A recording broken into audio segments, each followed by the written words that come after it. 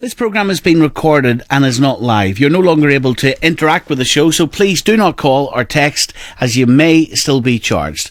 Hope you enjoy the show. Good evening. Welcome to the first Nolan TV show of 2013. It's nice to be back. Here's what we've got for you tonight. As loyalist anger over the Union flag row runs into its 7th week, are we any closer to bringing the crisis to an end?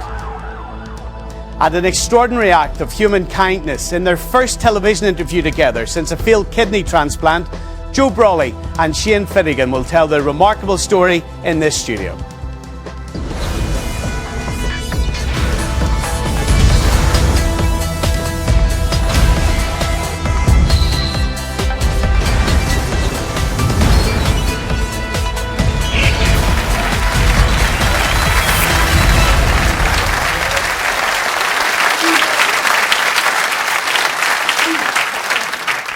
Well, thank you very much for joining us. What we will be discussing in this studio tonight, it's really important, we know this, for all of us here in Northern Ireland. And I know that there are so many of you who want to have your say. Now, there's no point ringing us tonight. We're not live. You still can get in touch, though. Here's how you can do so. Email nolan@bbc.co.uk. You can tweet me @Stephen Nolan. It's hashtag BBC Nolan on Twitter, or you can text us 81771. Text will be charged at your standard message rate. Sectarian hand-to-hand fighting, plastic bullets fired, water cannons deployed, cars hijacked and set alight, petrol bombs, fireworks, bricks and bottles thrown. Over 100 police officers injured, 85 people charged in connection with the rioting. And why? Because of this flag? And how many times a year it flies at Belfast City Hall? In a minute, we'll be discussing the fallout from all of this, the financial impact and what needs to be done to make it stop. But first, let's look back at some of the images of Northern Ireland that have been beamed around the world over the last number of weeks.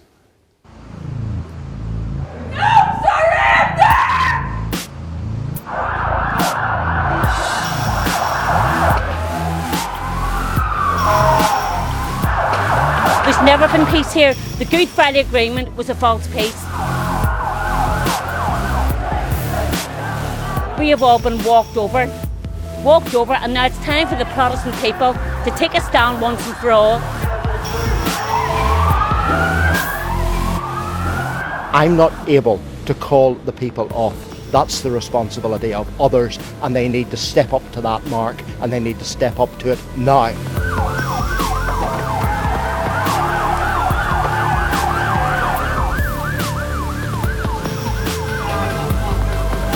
We want equality. We want the culture that we have to be respected.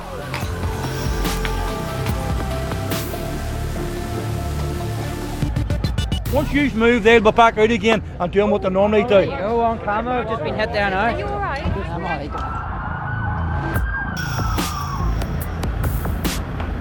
And the people that are calling for protest have to take a step back now and think about the damage they are causing.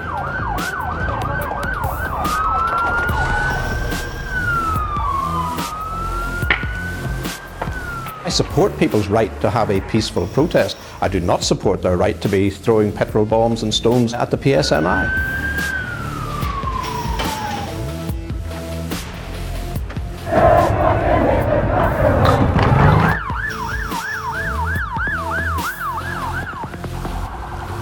We need to show young people that doing this kind of stuff really just harms all of us.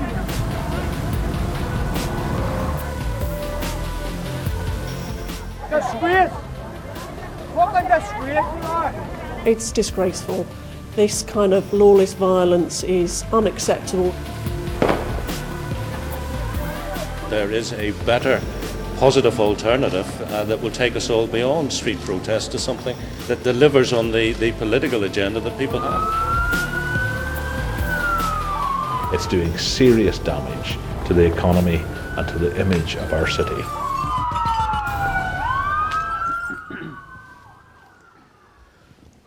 Well, obviously, many of you will have differing views as you're watching that, wherever you're living in Northern Ireland. Let's try to get a sense of those different views tonight through this television programme and what we can do about it. Jim Wilson, I want to start with you, if we can. What is the anger about? Explain the anger within loyalism to me. Stephen, I've been telling you in these programmes for the last 3 years about the insatiable desire of Sinn Féin to erode my culture and everything that I hold dear. And unfortunately, it comes down to inquiry after inquiry, £200 million spent on Bloody Sunday. We knew that wasn't going to be enough.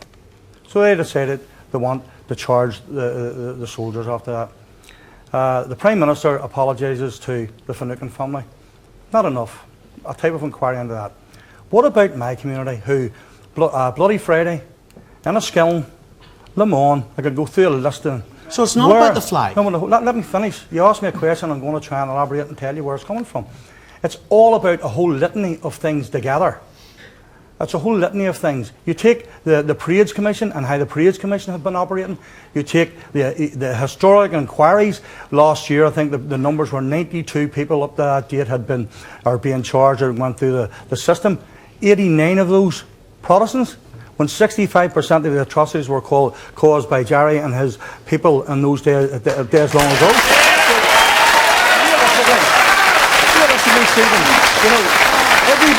Everyone, I've been doing interviews all week with journalists from everywhere in the world and trying to explain to them, this was the straw that broke the camel's back. This is not down to a flag. If the flag issue had probably come up at the start of the Troubles, our people may well have accepted that as part of what we had to do to move this country forward and to move on. Yeah, but Jim, but here's your problem. Stephen, hold on a minute. Sinn Hold Féin on. are doing this along with the Alliance, and they have created this mayhem. But it's not. But that's not the message that's going around the world. What you've just said there, many people might embrace. It's not the message that's going around the world. Because whether you like it or not, and I know that you condemn violence, and Jimmy Bryson, let me put this to you. When there are protesters out in the ground, and you might have really, really valid arguments, you might have really valid views. You see, as soon as one of them has a petrol bomb in their hand, that's the message that goes around the world. Once someone bricks the police, that's the image that goes around the world. And your message is lost. Can you not see that? Stephen, I think we've been clear from the very start that peaceful protests are the way to go. Now, what the media do is focus in on the minority who may pick up a petrol bomb. Now, we see Sinn Féin here, Jerry and his comrades, sworn on the world stage as great peacemakers. I don't see you focusing in on the dissidents and entwining them with Sinn Féin, because it's the same thing. If one member of their community...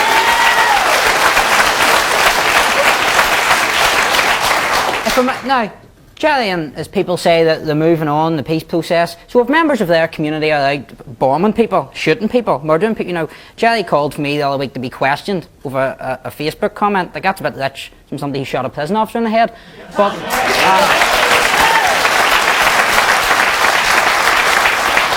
it's very simplistic to equate everybody together. Over 85 to 90% of these protests have been totally peaceful, and we need to focus on that. We need to focus on our young people who've got politicised and who now want to get involved in politics out of the back of this. Let's look at the positive side of this. Don't always focus on the negative, Stephen. All right. All I would say to you is this, and then, Jerry Kelly, I want you to respond to this. Hold on, and I want you to have an opportunity to challenge everyone around this table, all right? But I just want to nail this.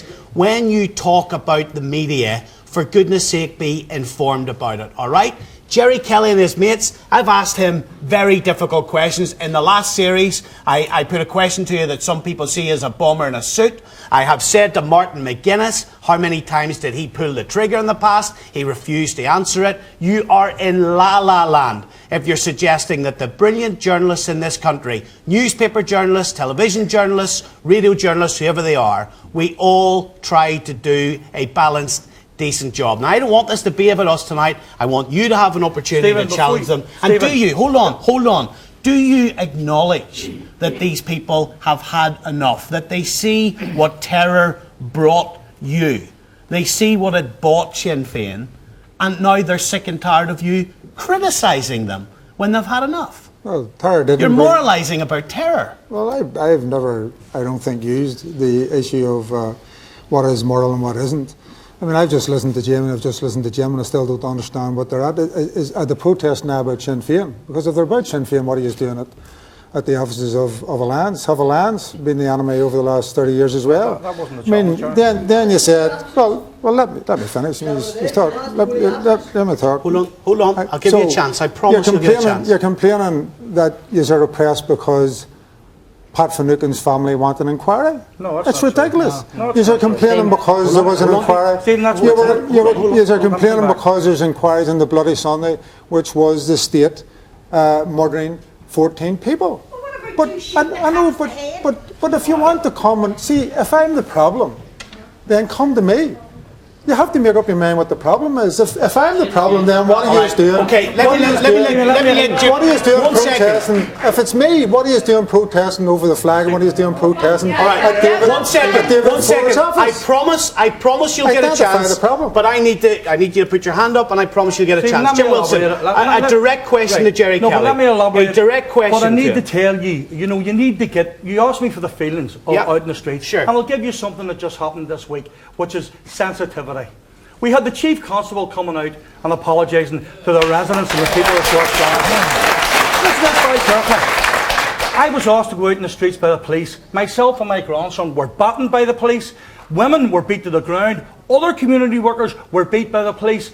Did the police privately apologise to us? Did the Chief Constable come out and apologise to my community? No, he didn't. And that's why we feel second-class citizens. That's the stuff that's happening there that we're not accepting. And I'll give you the third point that I wanted to make, and you can close me down, because there's a lot of people want to say. Jerry Adams came on. I want to ask you a question, Jerry. Jerry Adams came on the TV and said, there's no riders in the Short Strand, there's nobody threw stones, or there's nobody having to go to the police. Let me finish. And there was nobody, Ballyclub was on. Do you agree with that, Jerry? Well, he didn't say that, Jim. And let me he said, I heard the interview. I heard the interview. Okay, let me say this, because in fairness to you, Jim, it's very hard. There's the photographs. No, it's fair enough. But look. You can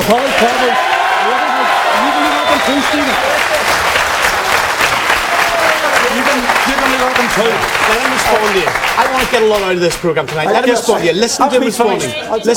Listen to him. I'm going to answer the question. I can tell you this before we go any further. Whatever equality impact was done in the audience here, and he's looked at again. It's well packed. Now, Jim, in fairness to you, it is a brave step to stand at your community when there is a tax and saying it was started over here. So I'll give you credit for that. Are you saying to me, is there ever... But why should why should the tablecloth stuff? I don't even understand that. If you're going to make a point... Listen. Well, it's hard to answer a question. Hold on. Let's get something out of this tonight. Let him... You've challenged him. Yes. What's your response? Jamie Bryson, do you have a specific question? Here's your opportunity to Jerry Kelly. What is it? Well, tell me Jim's already asked a question. Let me ask a question here to you. What we hear, Jerry, is constantly our people are told about this peace process. The young Protestants, we have to accept this peace process. Now, the very start, and process by its definition has a start and an end. Nobody's ever told us, or the DUP's never come out and told us, what's the end of this peace process? At what point is the peace process complete? So, in your eyes, Sinn Féin, at what point it's complete? Because I'll tell you what we see, Jerry. You use all these nice words like equality, shared future. It's all lovely, it's all flowery, it sounds fantastic across the world, but see in all sincerity, we just feel that those are weapons of war to you, Jerry, that you use against our community. And the young Protestants are no longer going to pussyfoot around Sinn Féin and allow victim makers to perpetrate themselves in victims.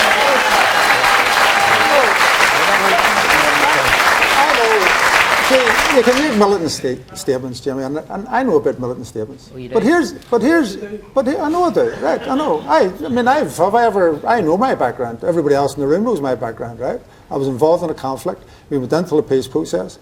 I think we've done very well out of that peace process. We are moving ahead. But listen, I know. But Jamie asked, Jamie.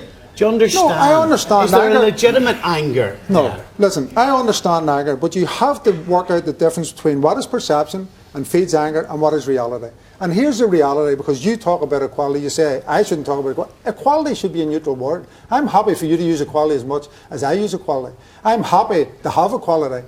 But when you say that the Protestant working class, and the Protestant working class people throughout, whether they're Protestant, Catholic, Unionist or Nationalist, deserve a chance to move ahead. But when you talk to me about, the Protestant people are the disadvantage that they're suffering and all that. It's not that I don't believe you. I know that Protestant working class people are disadvantaged. But if you take the top 20 wards of disadvantage on the statistics laid out by independent people, 36 of the 40 wards are in Catholic and nationalist areas. 15 years ago, Jerry. 15 years ago. One second. It doesn't stand anymore. It doesn't stand anymore, Jerry. But that's used all the time. It doesn't stand anymore because most of us Protestant areas are in. They're connected. All of our estates in East Belfast are connected to bigger. So that doesn't stand anymore. One second, Jim. If there's a Protestant area suffering from that, listen. For this programme to work tonight, right? I just need you all to respect me and let me chair. That's what I need you to do. Right. There's a guy at the back here with your hand up. I want to try to get as many in here as possible. Go ahead, sir. Me, Blue jumper. Yes, sir. Jerry, you're sitting there talking about, you're happy to talk about equality then. Why, after advice from the Equality Commission, did Sinn Féin proceed to name a children's playground after an IRA terrorist in Newry and Mourne? This is the Raymond McCreath Park. That's the McCreath Park. Why after the... And what does that do? How do you feel about that? What does that do to you when you are being asked to compromise with the nationalist community and with Sinn Féin? What does that do to you when you hear that happen? The very fact that anyone would want to call a children's park after a terrorist sickens me to my guts, Stephen. And for Jerry to sit there and say to people in this audience and the guests that he's happy to talk about equality, answer my question, Jerry. Why, after a report from the Equality Commission advising you not to do so, your party continued and named the children's playground after an IRA terrorist? Well,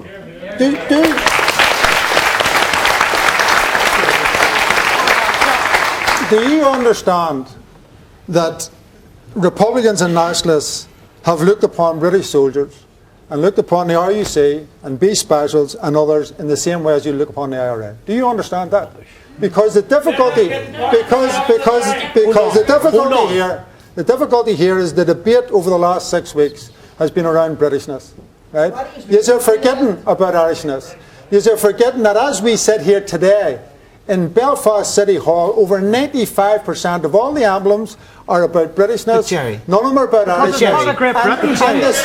And the city of Belfast is a shared city.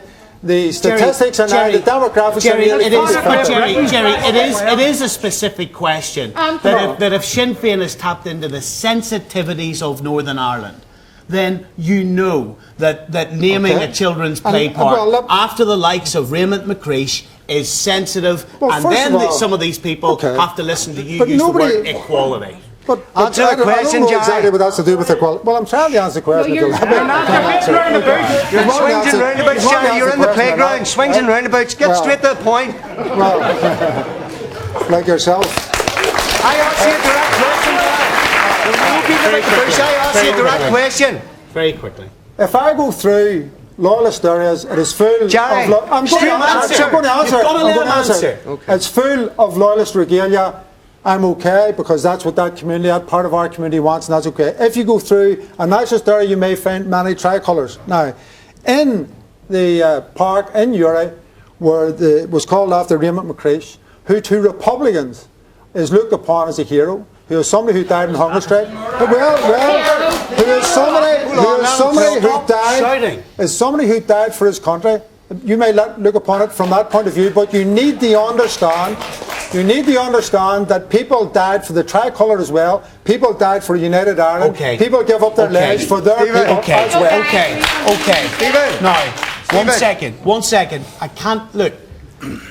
Again, let me make this clear. I want to get as many of you in as possible. If you shout at me, I'm not coming anywhere near you. And I promise I'll come to you later in the programme.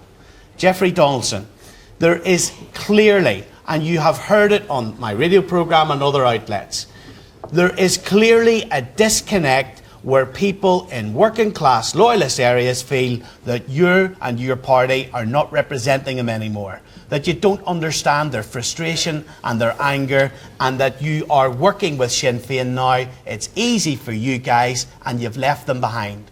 Now, do you at least acknowledge that they feel like that and you've let it get to that stage? Well, Stephen, I wish working with Sinn Féin was easy. It isn't. We have a mandate for where we are today. We've stood for election. We have been put forward on the basis of the stance that we have taken. in inner East Belfast, the area to which you refer, at the most recent election, which is just over a year ago, Stephen, the DUP was by far the largest party in that area. We still have a lot of support in that area. As for being disconnected, Stephen, I invite you, come to my constituency. I will take you into the loyalist areas of my constituency, and I will let the community tell you the work that I'm doing day and daily in working class Protestant areas, tackling the issues like social deprivation, like educational underachievement. Come to the Laganview Enterprise Centre in Lisburn.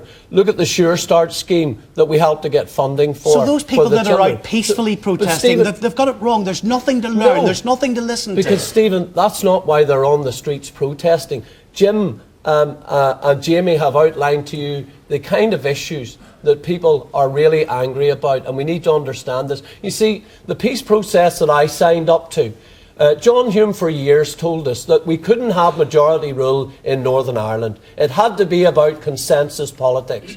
David Ford's political career has been built on the notion of consensus politics. What did we get in Belfast City Hall? We got a reversion to direct rule, nationalist style, aided and abetted by the Alliance Party. Absolutely no consensus. not. Absolutely David, that not. is the truth. There was not a single unionist councillor voted for the decision to take the flag down. You spurned the unionist community in that decision. You ignored the views of the unionist community in that decision. Let him reply. Okay. I got it. Let him reply to that point, then you can make another point. One final point. The equality impact assessment that was carried out by Belfast City Council, as I understand it, 95% of the people who responded, 95% said they didn't want to change the flag situation on Belfast City Hall, yet you ignored that. David, with respect, the decision in City Hall was not about a consensus. It was about going back to the bad old days of one side dominating the other. Jeffrey has made a number of points. First of all, an equality impact assessment is not about adding up numbers. It's about seeing what the real issues of equality and balance are. And if a petition was collected on the day of the Covenant Parade, which added to the signatures on one side, that's not about equality. The key issue was that Nationalists proposed the removal of the Union flag entirely in a recommendation from a committee. Alliance, on the basis of the equality advice, which is applied to other councils, and indeed the same advice as was accepted by DUP members in Lisburn when they not didn't true, vote. David. When not they true. did not Not true, David. Not true. When DUP the flag was changed in Lisburn before the DUP ever became. We had two councillors on Lisburn City Council when the flag situation was changed. We have not carried out an EQIA as you have suggested, David. So let's get our facts right. As I was trying to say, let's get our facts right. When in Lisburn City Council, the agreement was made to fly the flag on designated days, and two current DUP MLAs, Edwin Poots and Jonathan Craig, were members of that council and did not vote against designated days. That's not true, David. That is not true. Well, that is the information I have been given from Lisburn. Then you should check your information, David. Let me tell you the truth. The DUP put forward a proposal to have the flag flown 365 days a year. We were the only party on the council who voted for that. The rest voted against us. We didn't have a majority, and therefore we couldn't get it through. And that is the reality of the situation. I'm informed on the basis of the equality advice. You did not object because people knew they would have been surcharged. You stand over the way your party voted. Well, hold on. Let's go back to Belfast. You stand over the way your party voted with Belfast City Hall. Look at what's happened as a result. Let's go back to Belfast. Nationalists proposed the removal of the Union flag entirely. There was equality advice which said that the best arrangement was that the flag was flown on designated days, exactly the same as the circumstances in which DUP MLAs work on Parliament buildings.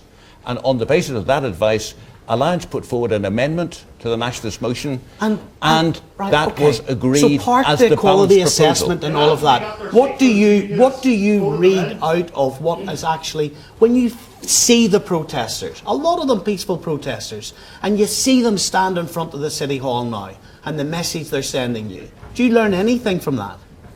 I learned that we are a divided society. I learned we have difficult issues to face if we're to try to produce a balanced arrangement. I also know that there are more nationalist councillors than unionists in Belfast, and that in the context of that, the Alliance proposal for designated days was the right balanced recognition that Belfast is within the United Kingdom, but Belfast is a divided city, and Belfast has to be a shared city. That was the necessary way, that was the only way we could move forward. And when you talk about what happened as a result, let's be clear what was and what wasn't peaceful. Colin McDevitt, I'll come to you in a second. Where's Chris Donnelly tonight? Hello to you, Chris. What's your assessment of where we're at here? Stephen, I think the existence of the Loyalist flag protest movement is an indictment of the political leadership of unionism and their failure to educate their grassroots as to what the Good Friday Agreement and the logical outworkings of that Good Friday Agreement was going to be about. It was going to be about, let me get you, Jeffrey, in a second. Consensus. It was going to be That's about what it's equality. about. Without consensus. Let's let him it's a very finish. important point. Let's let him finish. Good Friday. Let him make the point. But Jeffrey, yes, Jeffrey, I will. But I'm just going to make this point. Do you know what? You're not going to make this point. You continue, sir. Thank you, Steve. It is about consensus. Yeah, it is absolutely. about equality. It is about parity of esteem. And which is precisely what we have seen from Jeffrey playing to the gallery so far tonight. No. Let's talk about Jeffrey's Telling Lisbon the City truth. Council unionist majority.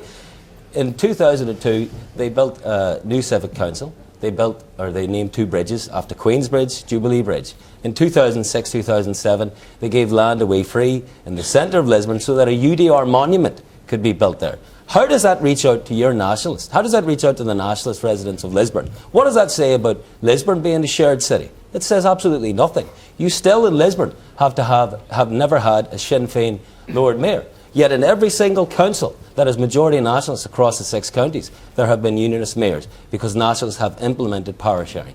So if you're talking about building a shared society, if you're talking about a shared future, if you're talking about equality, then what you need to do is talk to people like Jamie, talk to Jim Wilson, because until you preach the consistent message to these people, what we're going to get is people who foolishly believe that they could take us back to the stormy days of old, where this society reflected just the monocultural British I will let you identity. reply. Go ahead.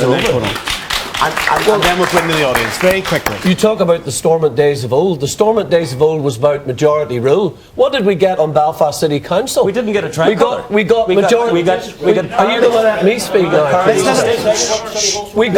Let's let him reply. We got majority rule at City Hall. That's what we didn't. You talked about the Good Friday Agreement. With respect, I've tried to persuade people to support the peace process on the basis that although we had to swallow and accept a lot, it was about consensus. That our side would be respected, that my identity and tradition would be respected. What did we get in Belfast City Council? My identity and tradition was beaten into the ground by a nationalist majority, aided and abetted by the Alliance Party. That is not a shared future, Chris, with respect. That is not a shared future. That is not consensus. Okay, Colonel McDevitt from the SLP, of course, you lot wanted to take the flag down completely at Belfast City Hall, didn't you? I think we want to build a shared society. I think the answer to that is yes. I think the vast majority of people in Northern Ireland do not want to live in the environment that's been cooked up here tonight. I think the vast majority of people in Northern Ireland want to move beyond the sort of talk that we've reduced ourselves to tonight, because frankly, this does not represent the future, lads. And any of you who are thinking that you build a political career out of this, you might get a surprise at the ballot box. Now, I'd like you to join the political class and get off the streets, because there's no votes in the streets. And that's just the fact of the matter, right? Now, the way we'll move forward, there's no getting away from this. You don't believe in the right to peaceful protest? What do you mean join the political class? You don't believe in the right to peaceful protest? We do not have peaceful protests in this region. There are a lot of genuine people out on the streets who believe in peaceful protest. There are people involved in violence, but you cannot generalise like that. We are making headlines around the world. There are investors leaving this place. There are people who wanted to come here and create jobs and spend money saying no, not because of a decision that was taken in City Hall, but because of the way people have chosen to abuse their right to protest and bring violence onto the streets of this part of Ireland. No, you asked me about City Hall. We believe simply, all right, and there's no threat to anyone in this. There's no threat to anyone's identity, to my Irishness, to your Britishness, to those people who feel that they're Northern Irish. We believe that when you have civic places that belong to everyone, and this place belongs to everyone. I have to say this to you lads, respecting who you are, it belongs to everyone, that there should either be no flags, or there should be a shared flag, or there should be 2 flags. And our door will remain open to everyone forever to discuss that. No, I'm getting paid. Jim, you have to accept who I am. I get paid to represent the people who elect me. The people who elect me. You're paid by the British government. You're paid by the British Remember that. That's the people put the money in your pocket. The people who elect me. The people who elect me. Jim, can I answer this question? Listen to the people who elect me may be British, they may be Irish. They may actually opt out and say, do you know something? I'm not interested in that. I'm Northern Irish. But they're the people I represent. Okay. And I don't represent them to reduce flags. Remember where you I promised. Remember where you I promised I wanted to give as many voices in this audience as possible tonight. There's a young man in the very front row here. In the very front row. Let me just wait until we get a camera to you. Jerry, the point you said earlier on, people fought and died for the tricolour, right? I agree with that. Yes, totally. Fair enough, they did. Whether the cause is right or wrong, it's not for me to say.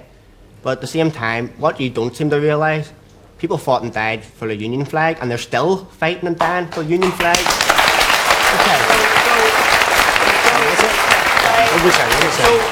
Can I just understand from you? Please don't interrupt me. You told me you wouldn't interrupt me. Okay. Here's what I want to understand. Tell me why the flag is so important to you. Tell him why. Because people are still fighting and dying for that flag. People aren't dying anymore for the or they shouldn't be. They shouldn't be dying for that flag anymore. They're terrorists. You were a terrorist. You freely admit that. And you're don't actually. Can I just say no, I want. Hold on 1 second. I want this. You will ask. You will. But I want to hear from you a little bit more from you. Okay? Yes. When you say the people have fought and died for that flag, all right? How old are you? They still are. Okay. How old are you? How old are you? 20. All right. What is important to you about Northern Ireland in terms of your identity? Tell me what is in your gut about what's important in your life. It's British. You don't see Scotland, they don't get their flag removed, do they? Dublin, you fly a tricolour in Dublin. Why? Because it's the Irish flag. That's the British flag, and you've took it down. How dare you? How dare you? Now listen to what he's got to say to you. How dare you agree with it, David? You should be ashamed of yourself. Well, you really should. No. He's not a traitor. Listen to what he's got to say to you. Just listen. See, I have to put this back to you. You give an articulate version of your Britishness, and I accept it. And I'm not trying to do away with your Britishness. You may not believe it, but just let me finish, right? I accept your Britishness. Well, but let me finish. I didn't interrupt you. You'll not be happy. I didn't interrupt you. You need to let me. I didn't interrupt you. You need to let me finish. You ask questions, so let me finish. Listen, right? You believe in your Britishness. I believe in my Irishness. We're in a part of Ireland, or from your point. Or from your point of view, within the UK jurisdiction. That's fair enough. But that is precisely the point. This is a contested area. I want the United Ireland. I will continue to struggle for United Ireland. That's okay. But I've been very upfront about it. Right? People elect me on the basis of that analysis.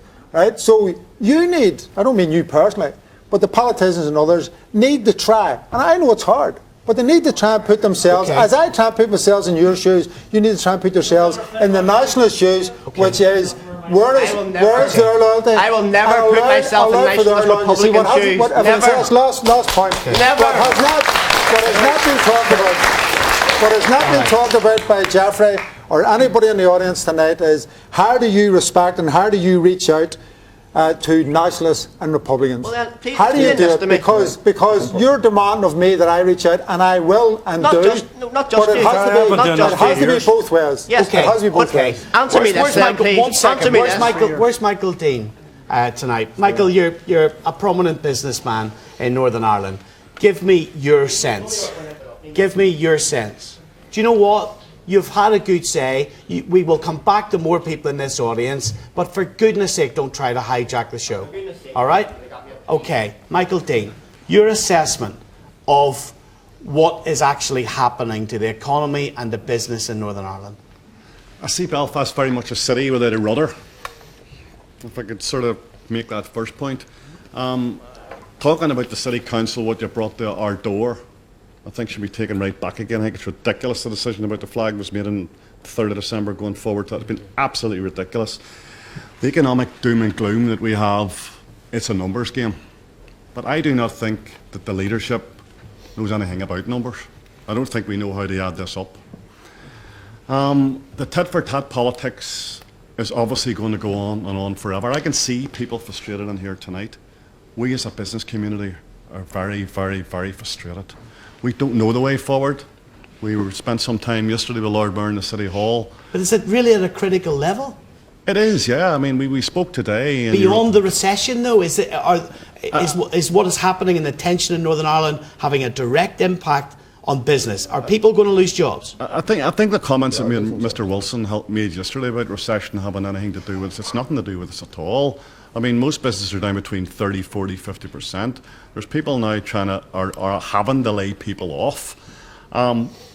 It's sad. I feel sorry for Northern Ireland. I feel sorry for all these guys here tonight who have a Protestant background, a Catholic background, whatever. But, you know, we're looking into a black hole here. And I mean, I feel disappointed with the leadership in storming down City Hall. Jimmy Bryson, you say you love Northern Ireland. How do you feel when you hear a businessman tell you how much this is damaging trade? Let's be clear, Steve, when these protests started, the people never set out to damage anybody's business. But let's be clear who brought this issue in the mouth of Christmas. As a man said here, Sinn Féin, aided and abetted by the Alliance, brought this issue in the mouth. Not the protesters. But we're coming up to the end of January now, Jimmy, hold aren't on, we? Stephen. We're beyond Christmas. Yeah, Stephen, the protesters will not be held to ransom by anybody. You know, we have a peaceful right to protest, and we will continue to do that. Now, I want to make a point to what this no man matter here what it does said. to the economy. Yeah, no, this man here referred, you know, we need to enter the political class, and Chris here talked about we need to be educated. See the notion that young Protestants need to be educated or some class thing? It's absolute nonsense. Because see the young Protestants, we are educated out of this, and we will be moving forward, and we will be challenging these things politically. So Jerry, see in the next 10 years, you'll be challenged.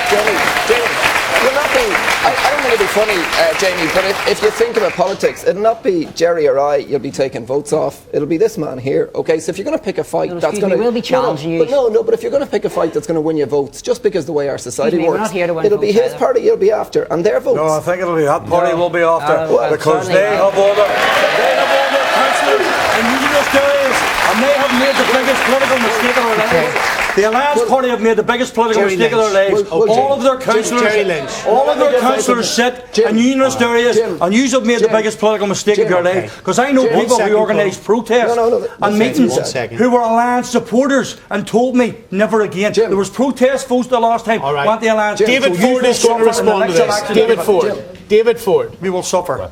Let's be realistic about what happened, and the kind of language that Jeffrey used about rights being trampled on, or the kind of allegations that Jim's being made about unionism are simply not true. I do not see how flying the flag respectfully on the City Hall on a certain number of designated days is trampling on anybody's rights. It's a recognition of the reality of a divided city. But what's been said by Jim has actually put his finger on it, because this is all about what happened when Naomi Long won the Westminster seat at the general election. And that's why we saw those 40,000... We got 16,000 votes in East Belfast. Don't shut him down. And that's why we saw the 40,000 bogus leaflets targeting Naomi Long, who isn't a city councillor because she's been elected to Westminster. And this is what it's all about, hyping up of tensions by DUP and Ulster Unionist politicians who didn't even admit it was them until they were caught on camera distributing them. Jeffrey, I'll let you respond very quickly.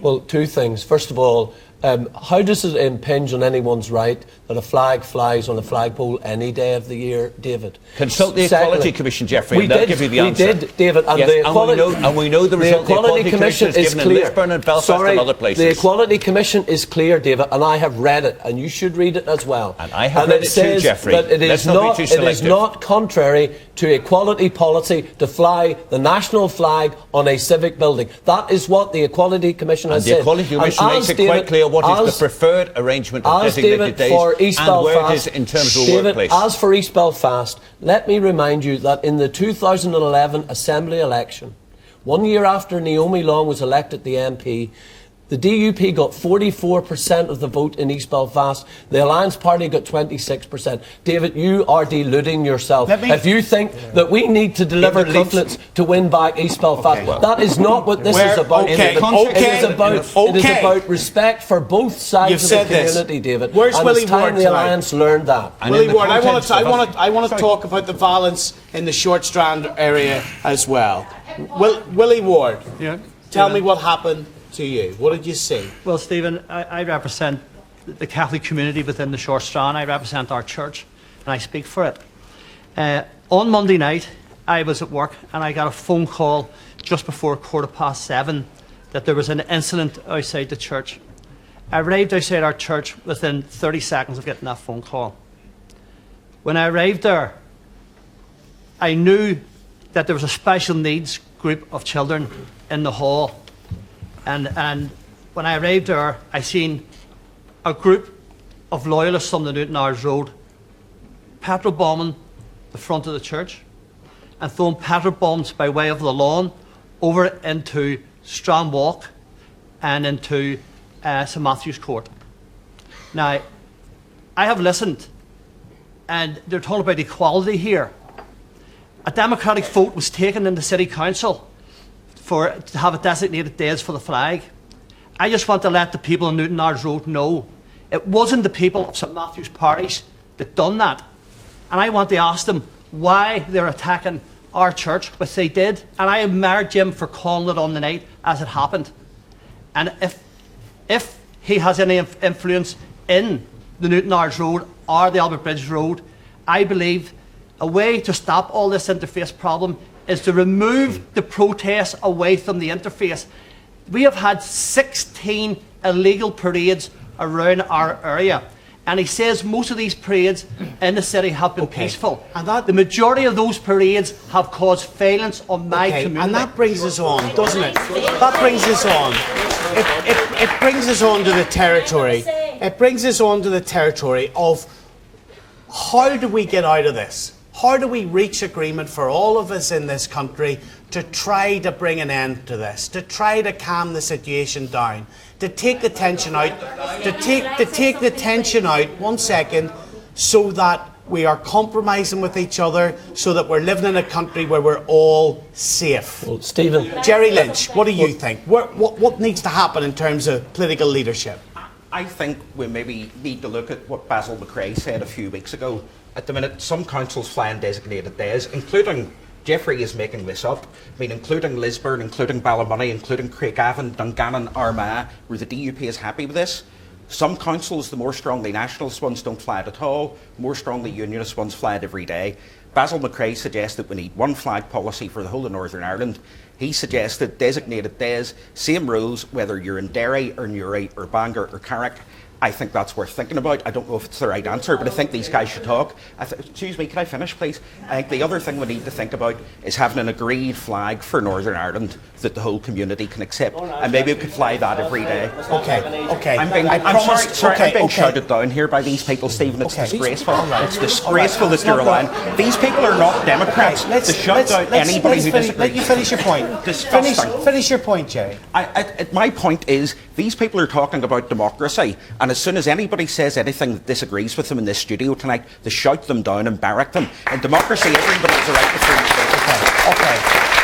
There's a guy up here with your hand up, sir. Yes, in the tracksuit top. Yes, go ahead. Hello. You. Sorry. The guy from St Matthew's Chapel there wants to know why that the church keeps getting it. Can he answer why that the residents of Short Strand keep using that as their base to attack from?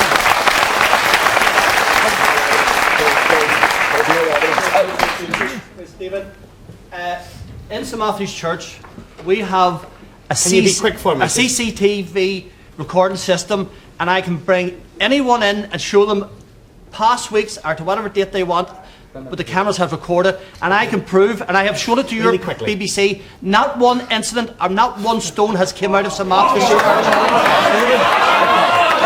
There's a lady here with your hand up. Stephen, not true. Yes, madam. Go ahead. Yes, yes, you. Go ahead.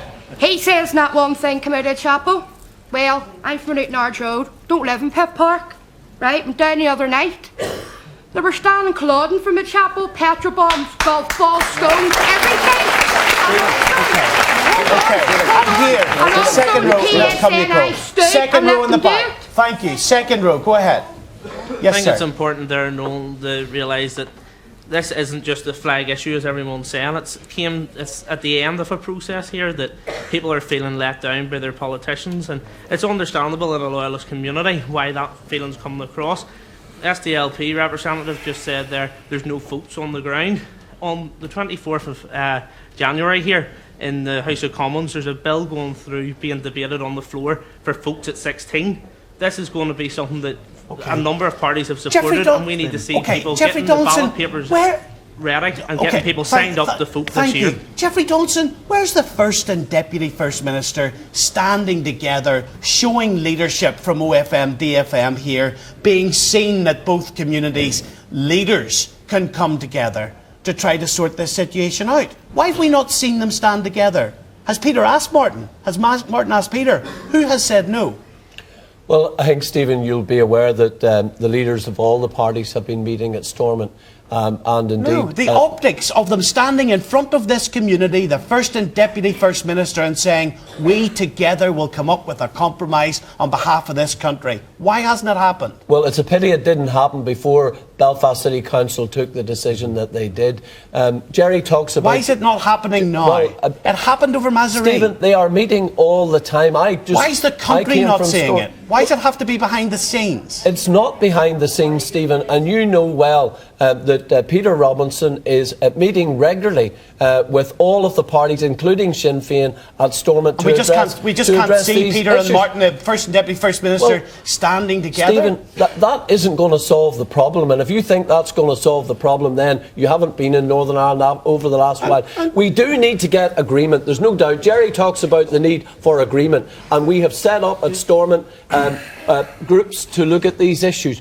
But why are we doing that now? Surely consensus politics, and that's what I signed up to. I want a shared future. I want a Northern Ireland that is peaceful. I want the violence to stop. I want the dissident Republican violence to stop. And when people talk about leadership, I'd like to see more leadership on the nationalist side to bring the dissident violence to an end. Tonight, on my way to the programme tonight, I turn on my radio, another man shot in Twinbrook. Why aren't we hearing leadership on the nationalist side saying this must come to Jerry Kelly. I want agreement in Northern Ireland. But we need people to sit down and work these things Jerry Kelly. Jeffrey knows, although he's ranting and raving there, knows very well that the dissidents hate me more than they hate him. I mean, I'm the one who's out every time there's an incident condemning it. I'm the one who's taking them on in public. No, condemning it. I'm the one who takes public meetings and takes on people who look upon themselves as dissidents in the argument. There's absolutely no problem, no ambivalence, no ambiguity. Sorry, let's control this. To be clear, Martin McGuinness has been trying to get a position where the First and Deputy First Minister come out and stand side by side on this from it began. And he did show leadership so at the time of Mazarin. Specific question. Are you saying that Martin McGuinness has asked to stand publicly over this issue, shoulder to shoulder with Peter Robinson, and he's refused? Well, he has asked, and it hasn't happened. What has happened is there has been... He's asked who? He has asked Peter Robinson. As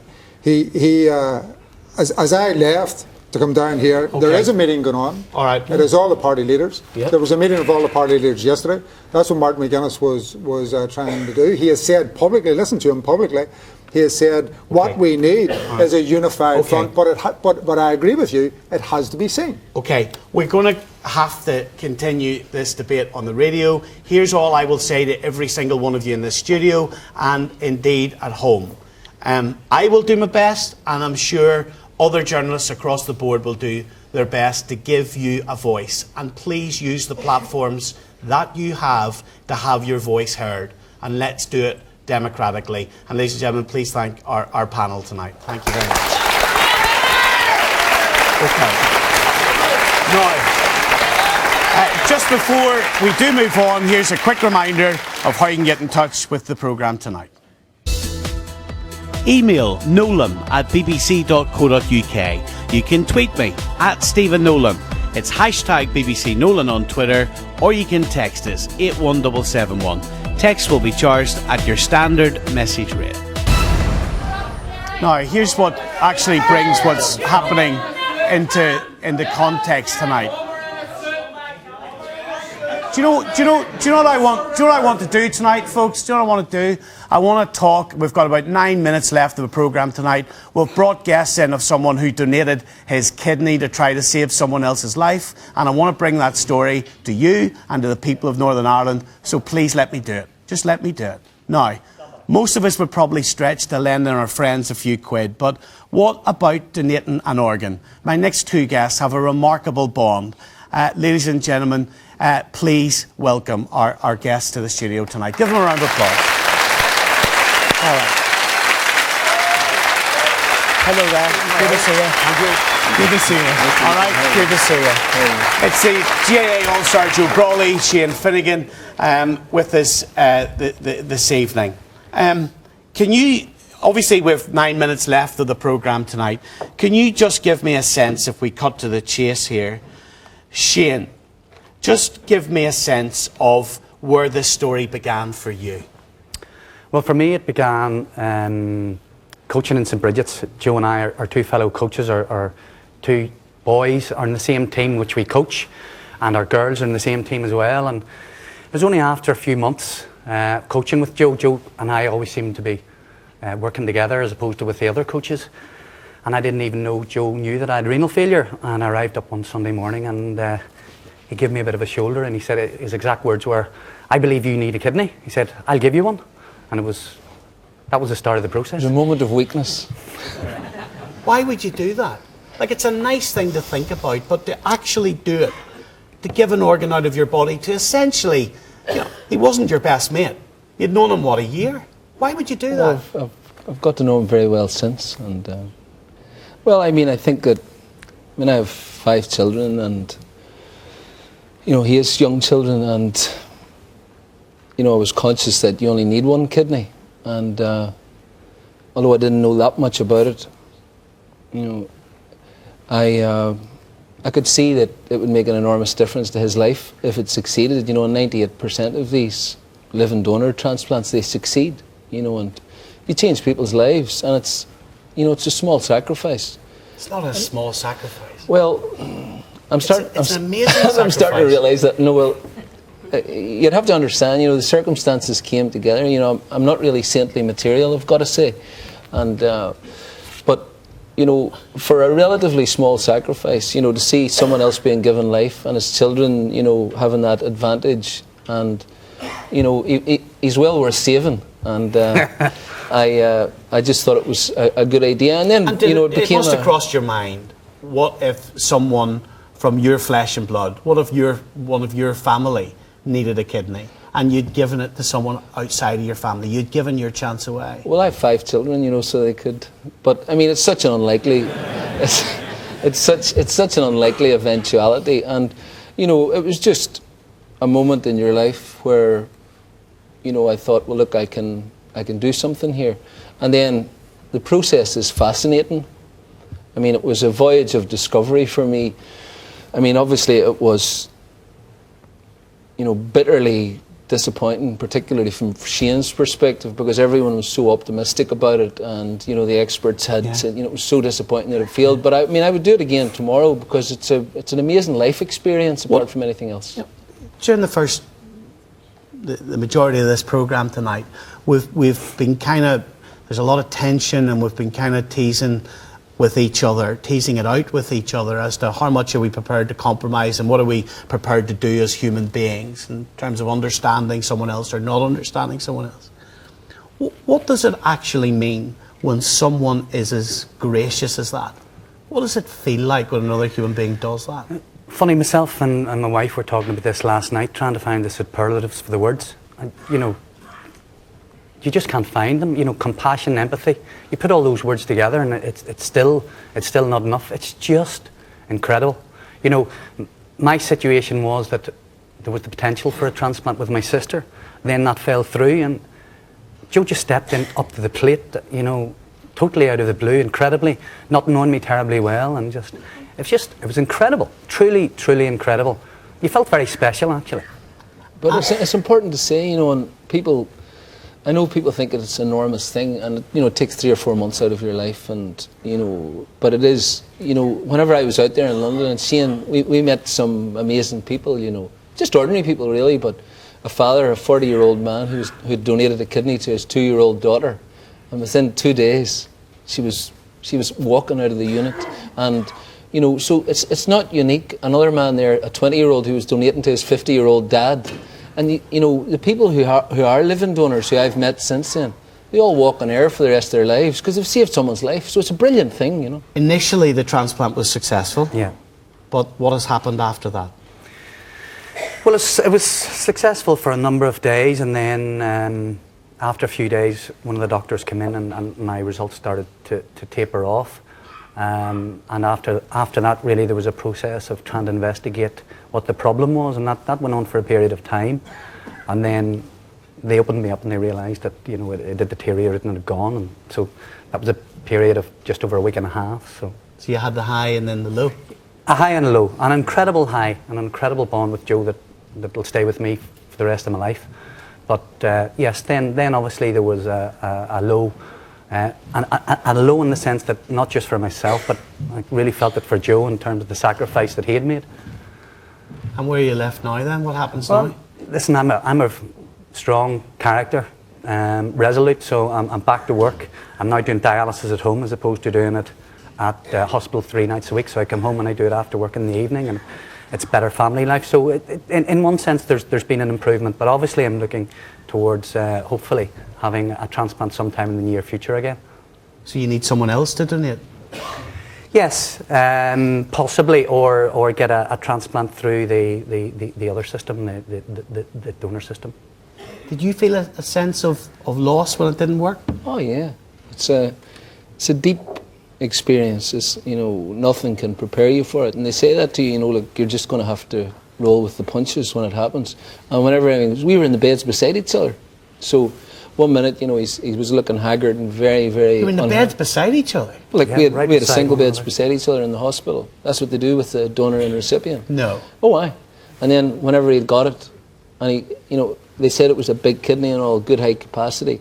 You could just see life just rushing back into him in those 5-6 days, and every day was getting better. I mean, he peed for the first time in what, 6 years? Yeah, but it's true, small things. I told you not to say that, Joe.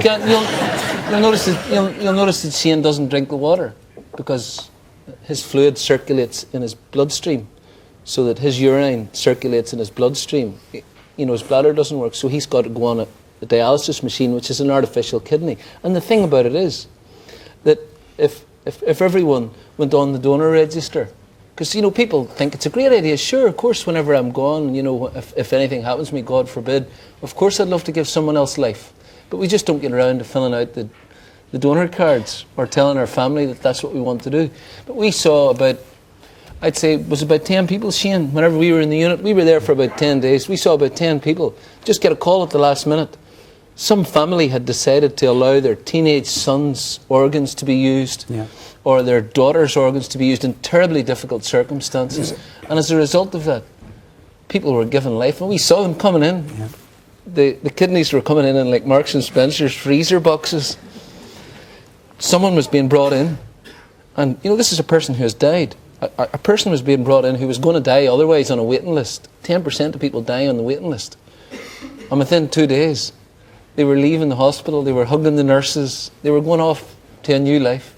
So for such a small sacrifice on your part to fill out the donor register, it was a totally life-changing experience. It was devastating. It's clearly profoundly affected you. Well, I think that's right, you know, and I'm just adjusting to that, you know, but I mean, obviously it would be totally different if it had been successful, because the living donors report feeling euphoria for the rest of their lives, and don't forget 98% of them succeed. I mean, we were just in the miserable 2%. Can I just say thank you so much for coming into the programme tonight, because pleasure. You've made me think. Thank you, and I wish you all the best. Thank you. Give them a round of applause, ladies and gentlemen. All right. Listen, I want to keep my promise to you. We will continue to talk about whatever you in this community want to talk about on the radio tomorrow morning. We start at Radio Ulster at 9 o'clock. Thank you for your company. Night night, everybody. Night night.